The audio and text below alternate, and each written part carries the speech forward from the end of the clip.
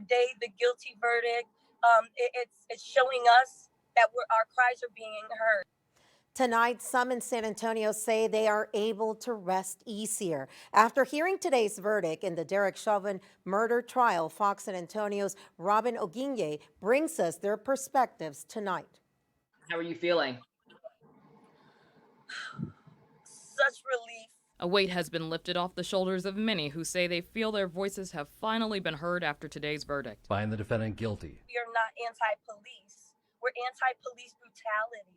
We're anti a system that does not hold its officers accountable for using deadly force against citizens when it's not necessary. San Antonio had its own protest when George Floyd was killed in May of last year. What comes from the Derick Chauvin trial is something that these activists say is a lesson for us here at home. What San Antonio needs to take away from that is accountability here locally as well. And it's wonderful to see this verdict play out, but we need more verdicts. The jury deliberation of the trial was considered quick, around 10 hours. Law experts say that usually proves to be positive for the prosecution, but it hasn't always been so for high-profile cases that had similar deliberation periods.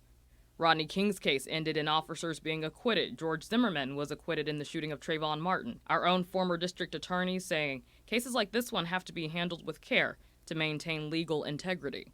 I'm always concerned with trying any allegation against a citizen in the court of public opinion versus the court of law, because people start formulating their opinions. I'm not saying that happened here. I'm just saying I think that's a lot of people's concerns. Moving forward, San Antonio's momentum isn't slowing down, and the conversations that started because of George Floyd will continue. I think that reform is a conversation that's at the table now. and it's not that it hasn't always been, it should have been.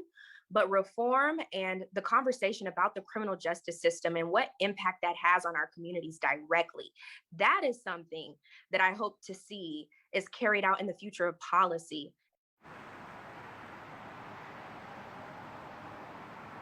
Sheriff Salazar sent us a statement about today's verdict. It says, quote, "Justice has been served. My hope is that the verdict reached and the changes being brought about bring solace to Mr. Floyd's family and the community at large," unquote. Now, in just a few moments, we are going to head downtown. As remember, it was the site of many Black Lives Matter protests from this past summer.